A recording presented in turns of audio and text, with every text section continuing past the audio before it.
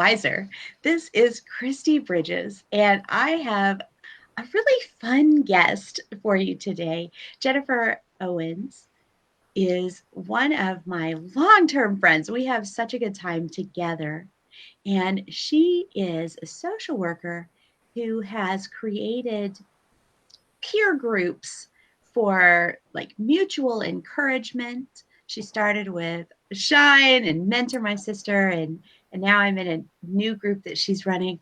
But the way that she gets diverse people together to share about what their lives are like and encourage one another and pray for one another has been such a blessing in my life because I tend to stay in my own zone. So I'm really excited for you to meet Jennifer. You may have seen her in a previous interview, but Jennifer, it's been a long time, hasn't it? It's been a little while. We actually used to do a was it SoundCloud podcast called The Aha Moments. Yeah, Well, moment. Yeah. many years ago, Jennifer has Um, written a book called Red Sea Situations, yes. and it's called Finding Courage in the Finding Deep courage. Seas of Life. And Yes. that book will, I tell you what, it's such an easy step by step, like the way she presents things just makes you flow easily into a mindset shift. And Jennifer, that's something I've noticed in your self-care courses and everything, the way you make it, you make transformation so natural. I Thank appreciate you. that about you. Mhm. So that was kind of a scattered introduction. There are so many things I could say about you that it would take the whole half hour, but thank you for being here today. All right. I forgot to put my earring on. Oh, So I'm I'm I'm just being transparent. there you go. That's what Authenticity I'm doing. moment. That's right. Oh man. That is, you know what? I love that about these kinds of things. We need to change the way the world thinks about beauty. It takes work, right? Right. Okay. So you shared with me when we were talking recently Hmm. about an app that you had started using that Yeah. where you were able to write letters to your future self. Now, I've written letters to my younger self as part Mhm. of the devotional book exercise, but never really thought about writing to my future self. Can you tell us about that? Yeah, so I in December, well, May of 2021, Mhm. right on the eve of me doing some transformational life change. I decided I wanted to track the journey. And I'll be very transparent about it because even though I've been a therapist in my life and sometimes still are very active, I work with families now, so I'm not as active with individual therapy, but I've done some personal one on one therapy. Mhm. And right on the eve of it, I said, you know what? I really want to track this and just take note of it and just kind of track my growth. So I signed up for Future Me. And Future Me, this, by the way, is not a promotional for Future Me. Right. However, We don't make if any they want money to pay off of me some this. money, I would gladly be a promotional sponsor. But I just want to say, yeah, I started Future Me and total shift in my paradigm. Being able to just kind of look back on the growth and notice change, and being able to really look at how my, I would say, dysfunctional mindset changed into a very healthy one was a Nice. complete shift for me. So, yeah. So, when you write a letter to your future self, I Hmm. mean, how do you know to look back at it? What do you mean? How do I know to look back at it? So, if I'm writing a letter to myself today, a year from now, Mhm. I'm going to have forgotten completely about that letter, right? Oh, So, yeah. what happens to make you go, oh, I need to read this? Well, what happens is the cool thing about Future Me is I can write it in today's time and Hmm. it'll come back to me through my email 6 months later or 3 months later. So whenever I want it to come back, I can date it and schedule it for that time. And Neat. that's the cool thing about it, because the they would come back and I'd be like, oh my God, I did that. I knocked that out. Or that was a Nice. goal, and what a good success. I can track my journey and kind of see what I was thinking 3 months ago or 6 months ago. And it's just really encouraging to see that you've made those moves. You've done the thing. The writing's on the wall, and it just feels good when it comes back to you and you've completed that goal. So I think that's the beauty of being able to have it. However, there are some times where I wrote stuff and I didn't do it, but it still was good to just kind of say, you know what, I'm going to try this again for the next 3 months, and be very intentional about it. Nice. So you must set pretty realistic stretch goals then. Because, I've read in the neat thing about Future Me, Uh, Jennifer actually told me about this and I signed up for it.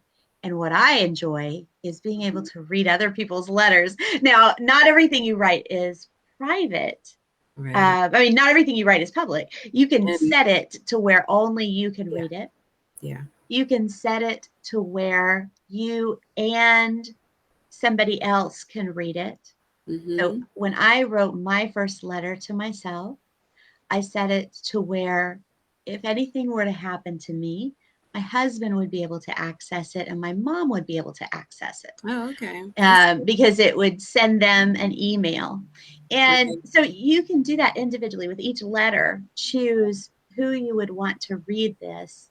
Yeah. And I really liked that function because I've been through a lot of loss in my family, Yeah. and I love reading people's Bibles, all the notes they've written in Yeah. their Bibles and reading their old journals, and the thought of being able to write a letter that somebody who cares about me would be able to have like a visit from me Mm-hmm. really impacted me. But Yes. you're talking about telling yourself what you want to have accomplished. And to me, that sounds scary because I feel like I'm going to disappoint myself. How do you, what do you just intentionally go, you know what? I am now accountable to future me. And so I am going to work even harder to make sure this happens. Um, yeah. Well, I think like I'm gonna be accountable to future me. I Uh think huh. it's like a diary to me. That's how I use it. Yeah. So I'm kind of thinking, well, you know what? I am really going to make a difference and promise myself. It's more like a promise to me that Mm, this is what I want to do.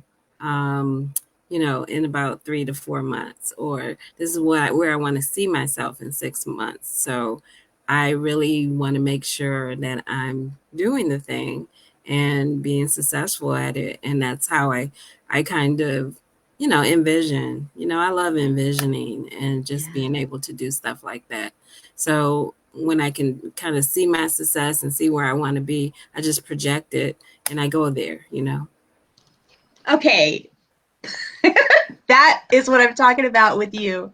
You take a mindset like Hmm. me. Oh, judgmental former me is going to be or future me is going to be disappointed, right? You Hmm. take this mindset and you just so easily go, oh no, it's about promise and hope. Hmm. And intentionality, I love that Hmm. because with that gentle redirection, I can see this very differently. Yeah. Yeah. And I love being the idea of looking back and celebrating those successes, Yes. celebrating the transformation. Yeah. Yeah. And I think it's also a clarity thing too that I kind of reach for. So, when confusion kind of reigns and I don't know like what's going to happen because something good is not going so well in my life, I can almost go back and really interpret it just from looking back at other future me's that, oh, that's what was happening in my life. I needed to be more gentle, or I went through that season of life change. But it's kind of interesting to notice where I was or where I got stuck, or, how I wasn't really gentle on myself and I should have been. You know what I Mm. mean? So I like that I can go back and see, just my natural journey, and how it unfolded. That's cool. We don't always know when it's appropriate to be gentle on ourselves. And you are the queen of self care in my book with your self care courses and just the work that you've done in our groups. Oh, thank you. So, how can I recognize that this is a time for me to be a little gentle with myself, to not put so much pressure? Hmm. You always ask those questions like an introvert needs time to think about. That's all right. You take time to think about that.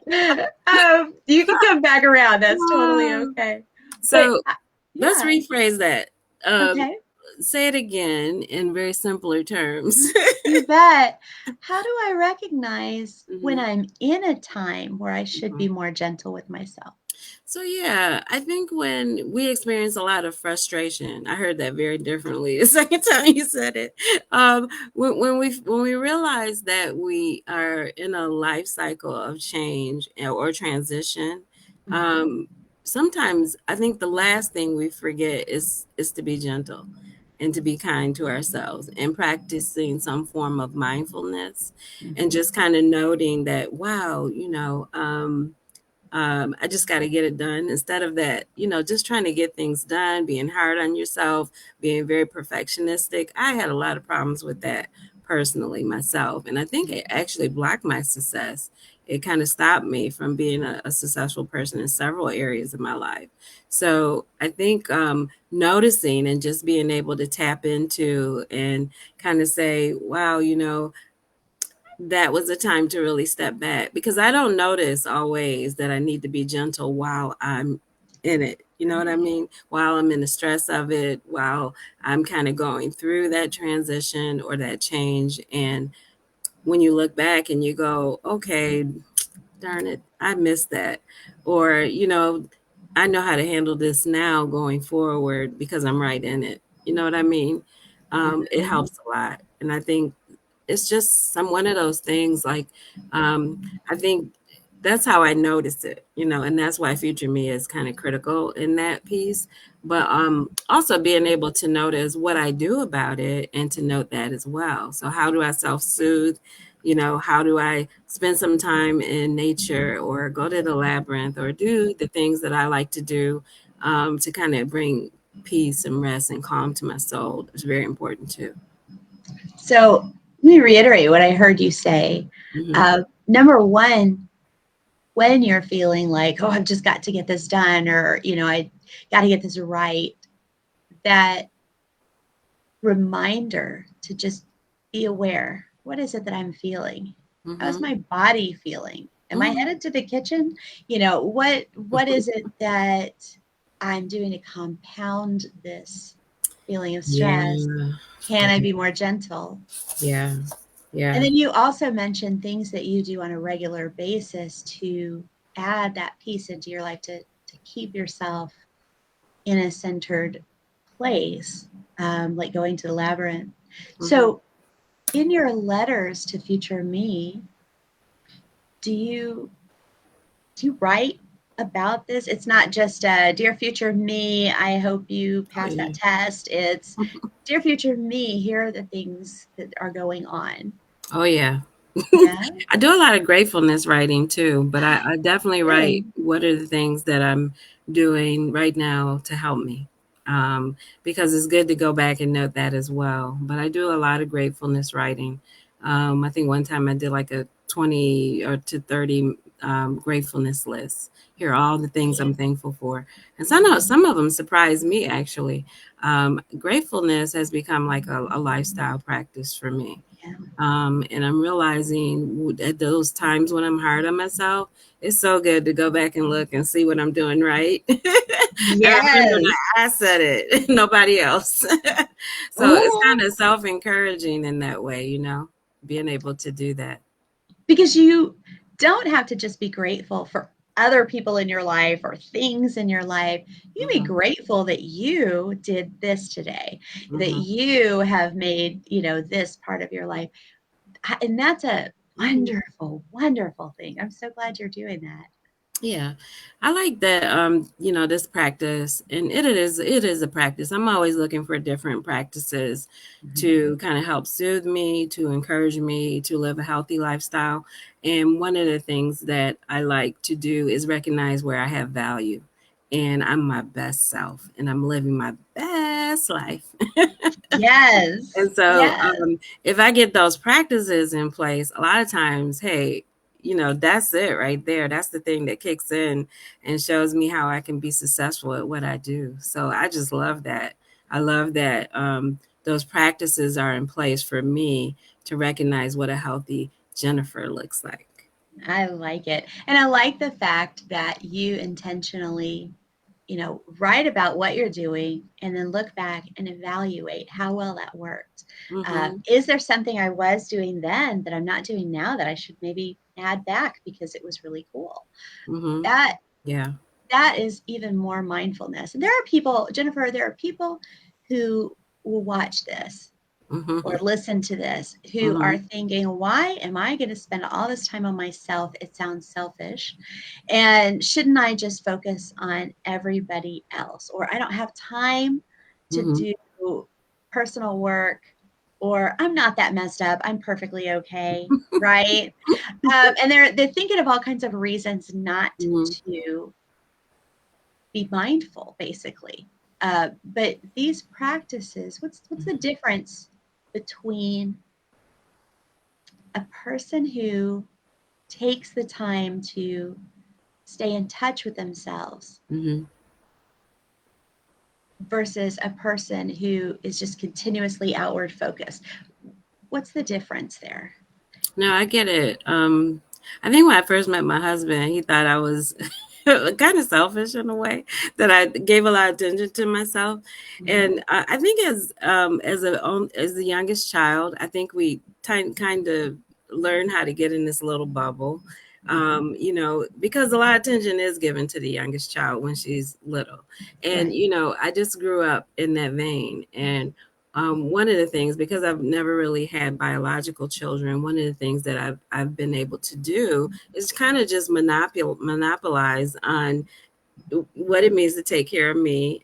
And I know from being a therapist how important that is, because Yes. it's like that saying, like, if you're on a plane and you got to save somebody on the plane, you got to first use your own oxygen mask. Yeah. You got to take care of you first. Well, I think I've learned that. I've learned that in order to be the best social worker that I can be, or the best therapist that I can be, or the best caretaker, even for my own parents, I have to take care of myself first. And so I've learned over time that if the oxygen mask ain't on and I ain't breathing, hey, something's wrong.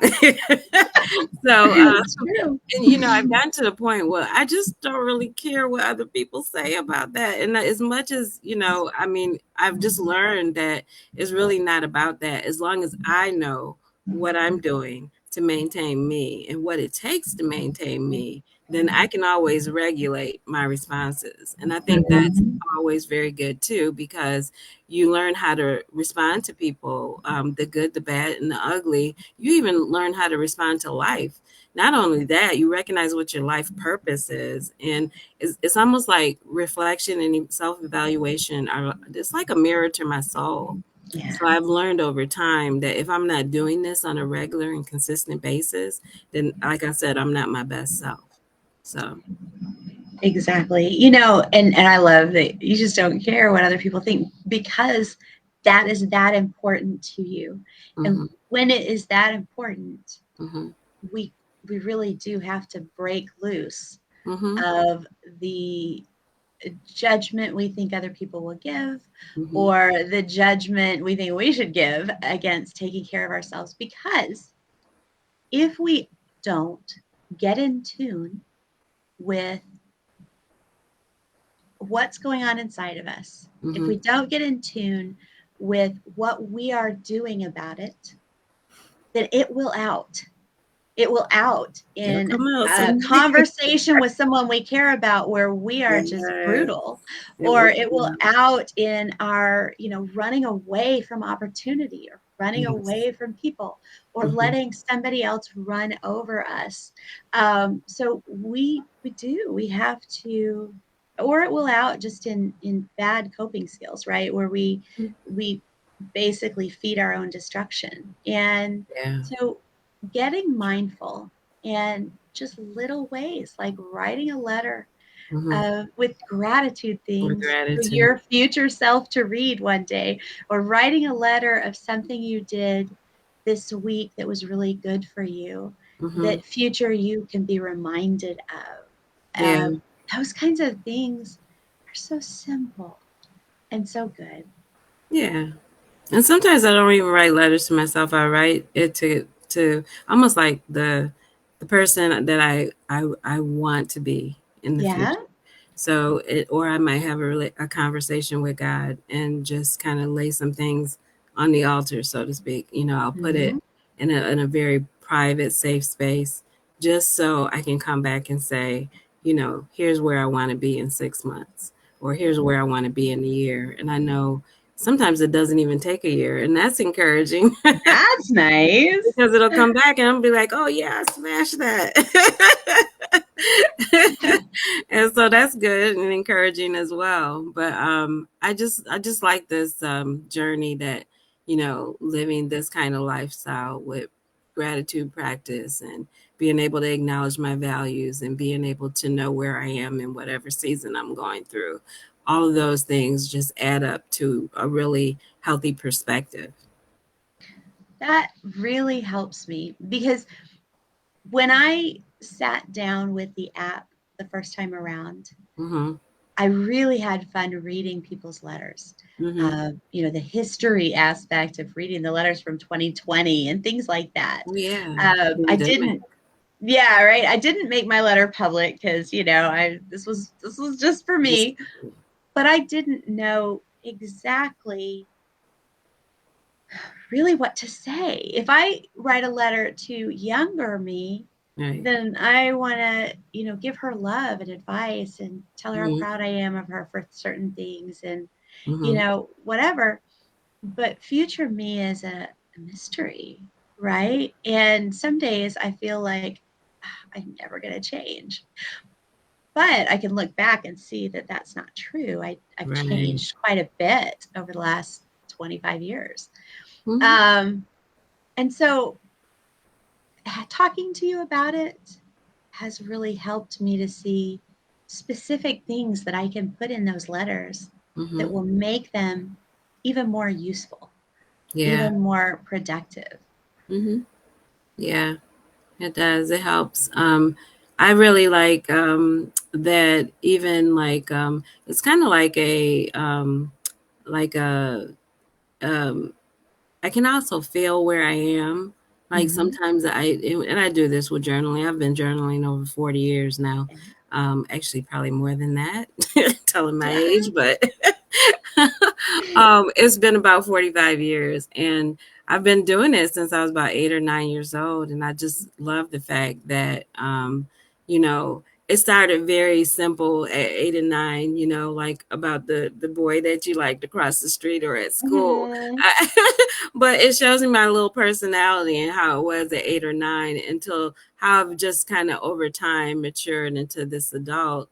And where all my dysfunction was and how some of that has been wiped out. And I've learned so much material that's so valuable to living for other people, I think, especially in my journey as a coach and being able to help others learn and live a good life. I think I just kind of really appreciate the fact that this is something that I've really kind of taken a tool to and really Mm-hmm. found out the best way that it works. And I believe I've mastered it in a sense. And that's a good thing too. So, That is a good thing. And you have, you mentioned being a coach. You've been a coach and a chaplain and, Mhm. social worker with little kids Oh, going through rough things. I mean, you've all ages and all yes, life experiences.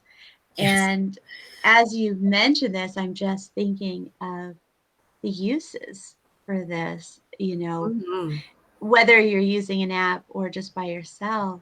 Hmm. If you're going through grief right now, Oh yeah. writing a note about how hard today was, but at the same Hmm. time, hoping that, 6 months or 3 years from now, you will be in a better place and you'll be able Hmm. to laugh, writing a note about, you know, the moments you spent with someone special or the moments you spent with yourself that Hmm.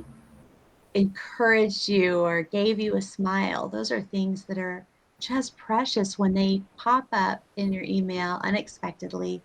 And you can look back and go, oh, my whole day is better. My whole day is better. Yeah, and it's a life skill. I think Yeah. that's probably the greatest value that I've had out of it. And I love for people to know that they're not alone in their journey. But sometimes it takes somebody holding your hand and kind of guiding you and kind of gearing you and giving you a little guidance in this direction so that you can recognize and understand the value of true self reflection. Being honest with yourself. I mean, like, Yeah. just a couple months ago, I had a talk with my dad, and my dad has Parkinson's. So sometimes being present is really hard for him. Yeah. But at the same time, he gave me some jewels and he just dropped some knowledge and he said, deal with yourself honestly.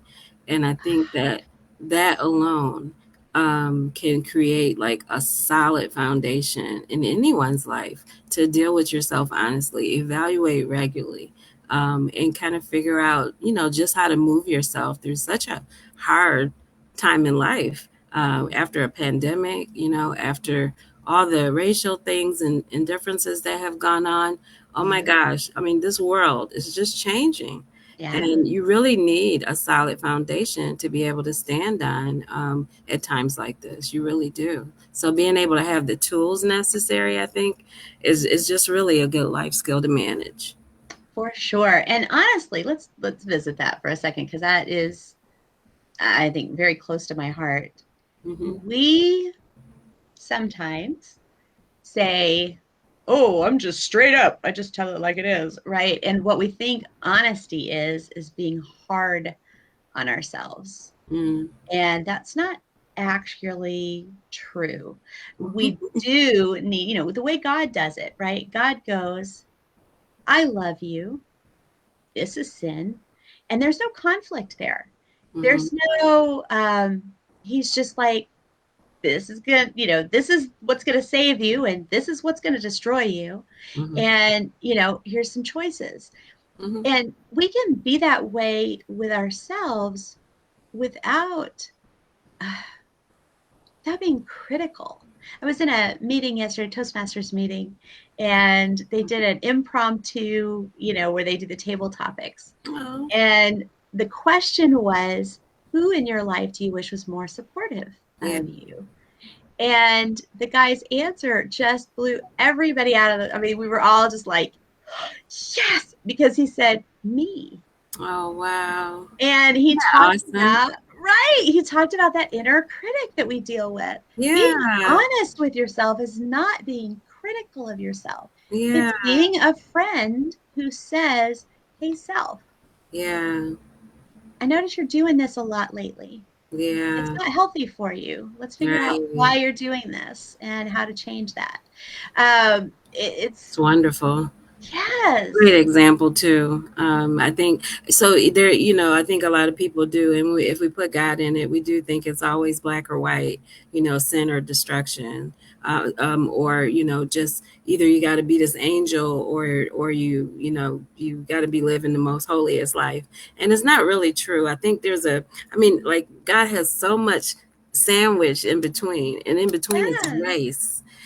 Grace is the in between. And I think Yeah. that what we need to recognize is, yes, there are disciplines and practices and things that will allow you to walk in a greater grace. There's that, being able to understand what it means to forgive, understand what it means to confess, understand how to get yourself back in realignment with God, right? So there's all these wonderful practices that you can practice to get yourself back in the position of grace so that you are in the right place again. And I think people miss that when they think about religion or they think about relationship with God. They forget the grace, and they forget how great the grace is and Yeah. how much grace there is, so that you can get back in a good space. And I think that's the biggest thing people miss about God, because they always think they got to get right first. You know what I mean? Right. If God were the way a lot of people perceived him, the Bible would be two sentences.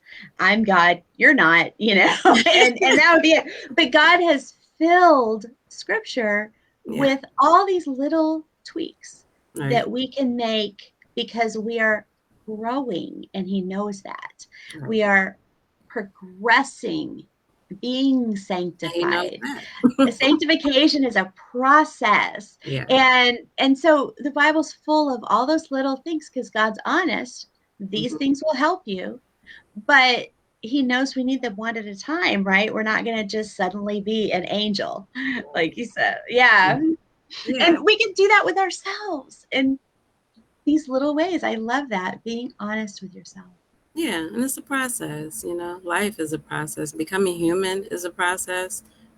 Getting in touch with your humanity is a process. Yeah. Forgiveness is a process. Growth is a process. And you just have to figure out the best way to do it. And quite honestly, I don't want to do it without God. So Oh no, definitely not. I'm just going has, to keep it real. has there ever been a time when you were um, when one of those future me letters came up and Hmm. it just changed your day? You know what? I was looking back through them and I didn't get Yeah. a chance to go through all of them, but I think a lot of them do that. I Yeah. always notice, like, when I get it, oh, my future me is here, right? And I go in a quiet little Oh, space cool. and I just read it and I'm like, I'm just smiling. Okay, there's the earring. But I mean, I'm smiling the whole time. I'm like, wow, like that's awesome. Or, and I'm just all excited. It's like getting a letter almost from my spirit, if that Uh-huh. makes sense. Because Yeah. I think I put my whole spirit into it when I'm starting to write.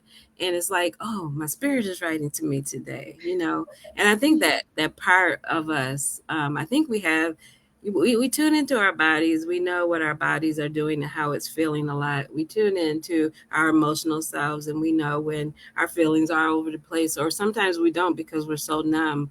But when do you get a time to really, like, get in touch with your spirit and tune into your spirit and see what your spirit is saying to you?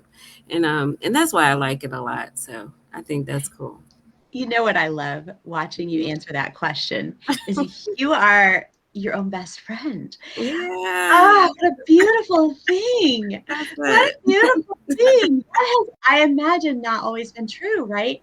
Yeah. I know for me that hasn't always been true, but I Mm, really enjoy my own company yeah. because of the years of learning about me and It's letting God increased. transform me.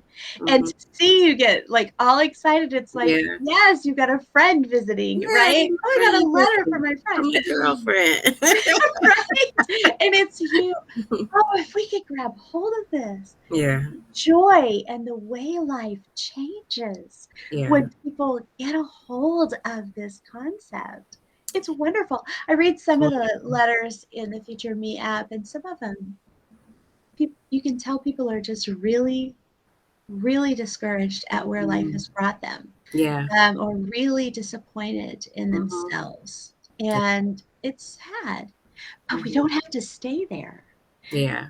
We don't have to stay there. You don't have to live there. And I think, No. living is a choice. I have a ebook coming out soon that's called "You Have a Choice," and it's really just going to be about making those little but huge shifts, that could change the rest of your life. And I think that noticing that you have a choice with every section of your life, every season of your life is very important.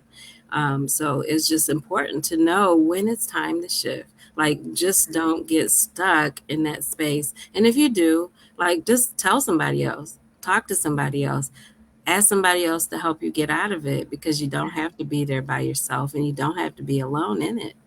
And I think that's where people, get, I don't know, that it's called, what is it when people just get, I think they just don't want to ask for help. We have problems being Mm, vulnerable in yeah. that space of just trying to, one, be honest with ourselves, but two, just recognizing and being aware. Coming into that space of awareness and recognizing the power or agency, yeah, that's it, that you have in order to move forward. Because we all have that agency. We just need the tools and the instructions on how to do it.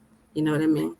Well, and we need the outside perspective. Mm-hmm. So if I am seeing things develop in my life, I may not be seeing what I'm doing to cause them, but I am continuously having a problem, right? Mm-hmm. Mm-hmm. If my relationships don't last, they always result in people getting mad at me and running away, Mm-hmm. or just ghosting me, right? If that happens to me frequently, then there's a problem. Mm-hmm. If I can't ever get that promotion, if different things in our lives, if we start noticing that something's happening, and we are doing everything we can, Mm. then we can choose to sit in our place that we don't want to be and be mad at everybody else, Yeah. or we can get some outside perspective. And And blame everyone. Sometimes we blame everybody else too. right, right. We get some outside perspective. It may be that you are doing everything you can and you shouldn't be. Yeah. You may need to let other people do their own jobs and not be, giving more, doing everybody else's job, right? So I mean, there may be, it may be that you're doing something good too much, or it may be that you got a way of communicating that isn't the best, Yeah. or that you have an attitude that grates on people or makes them feel pushed. So, you don't know those things unless somebody else is able to speak into your life. If you Yeah. let them speak in and say, here's what I observe. Mm-hmm. And that, gosh, if we don't have somebody else, um, we could be stuck forever and Mm. just get worse, right? Because we put up more defenses. Seems like so often when negative things happen, we put up something that's going to make more negative things happen. We put up some kind of defense that blocks us from Kind of good block us. things. Yeah. Yeah. There's this saying that I love, and I have it posted recently on my page, and it says, "It may not have been your fault, but it's your responsibility." Ooh, say it And again. it may not have been your fault, but it is your responsibility. Yes. And I think owning it and being able to determine whatever it could be trauma, it could be, that you experienced great loss, or you got fired, or whatever. There's still got to be a shift into change so that you got to move forward. And I think that's Uh-huh. where people get stuck often, and they want to blame and they want to, put things in a certain perspective. And I'm not saying that, I'm not trying to make light of loss in any way, because there are some things that are just tragic and devastating. One, don't go through it alone, but two, allow yourself the space and time to grieve, but you got to keep going. You got to figure Yeah, out, what do you value to help you move forward, and stay with that. You know what I mean? absolutely. Be your own best friend. You'll be with you for a long Mm-hmm. time, right? Mm-hmm. Um, Let God be your best friend. He's going to be with you for eternity, even when you're done with this body. Mm-hmm. So yeah, I think it's important to know, maybe, go down to that root cause. What got me started this way, just so that we can recognize the falsehood of Mm-hmm. staying in that place. Mm-hmm. The fact that that place was important at that time, but now we're in a different place, and staying there is not helpful. Right. So yeah, you're right. You have a responsibility to move forward. Ooh, Hmm. Good stuff, huh? I love it. Tell us about what you're doing now. What am I doing now? Well, my husband and I on Facebook have a group called The Psychology of Everyday Success, Mm, and you are welcome to just search for it. Put in facebook.com/group/ psychology of everyday success, and you'll find us. And we are just working on our coaching business, which is the Owens Group Services .com. And we're doing a lot of content right now, actually, to move us into a stage of just being able to kind of just help people to realize how to live in success and how success kind of unfolds in every aspect of life, whether it be family, relationships, whether it be marriage. Today, we're doing one on being best friends in marriage and what that looks like. So, I mean, there's all kinds of wonderful things out there that we're trying to just put in action. And we have a radio show in addition where it's called The Psychology of Everyday Success with Urban Tulsa. And we are every Saturday, 3 o'clock Eastern, 2 p.m. Central. And we just love our radio show because it's been blessing lives all around the world. In fact, it's international. And we're just having a lot of fun because radio is what we love to do. you two are so good together. So Jennifer is, she counsels certain types of people, and her husband counsels other types of people. And between the two of them, Mhm. they have such a wealth of understanding. I was just Thank you. talking with you, Jennifer, when a week or so ago when you visited, Oh, yeah. about a shift that you two made in my world. Mhm. From one conversation, we were sitting out at this restaurant. I think we were Mhm. sitting at an outside table talking. And at that time, the people in my life included Jennifer and Tim, and a whole lot of people that I was trying to help that Mhm. weren't necessarily friends in the way that you like hang out with them and do stuff. They were just, I was wanting to be a good Samaritan, right? And Tim and Jennifer both talked to me about the healthy balance, Mm. how you can't pour out of an empty Cup. gas can, right? You can't pour out of an empty cup, right? You need people in your life who pour into you. That's You right. need people in your life that you just enjoy, and just being around them is easy and refreshing. Mhm. And you need people in your life that you pour into. If you have any lack in Mm. that um, what do you call it? In that group, right? Then you have a problem. Imbalance. Yeah, you have a problem. Mhm. If everybody in your life is pouring into you, then at Mhm. some point those people will disappear, right? If everybody in your life is just easy and you don't really have to think, then you could be missing out on so much that God wants to do with you, so much that you'll end your life being glad you did. And if Mhm. everybody in your life is a project, a person you're just trying to help, then you get exhausted, compassion fatigue, Yeah. and you can get bitter and end up, isolating yourself. But you're also a lot of no fun to be around, for the people who would love to know you. So when Yeah. you have that proper balance, it's so helpful. And I'm grateful to you and Tim for helping Oh. me, because my life is full of really neat people now.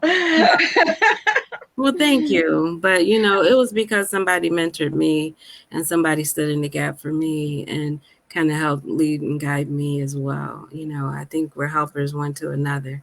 And, Yes. it's all those people. Like, I literally, I have a post on my blog, the blessedness of being.com, where I say they held up the torch for me, and I give homage to all the women, the men, the people who helped me give me perspective in those hard times because it was there. My ability to listen, to hear, and then to put in action that Yes. really blessed me to be a better person today. Well, I am grateful for them, and I am so grateful for you. Well, Mhm. if you want to listen to Jennifer and Tim's radio show, it is on Saturday afternoons at 2 p.m. Central, 3 p.m. Eastern. Thank And I'll you. post a link in the chat. Hmm. And join us in the psychology of everyday success. There, you look at people and you go, well, how do they seem to have it all together? Well, they probably don't have it all No. together, but they may have some things together you could learn from. And Jennifer Mhm. and Tim are going to be sharing those things. Yeah. Thank you so much, Chrissy. I appreciate you. And I'm so grateful for you and what you do for One Moment Wiser and how you bless people's lives. Just wisdom all over the place. Wisdom is better than wishing. Y'all better get that Mm-hmm. book. Option Ocean, too. Good stuff. Yeah. Hey, Jennifer's an author in Option Ocean. You should just get the book. God bless you, Jennifer, All and I'll right. talk to you soon. Thanks, sweetie. Mwah.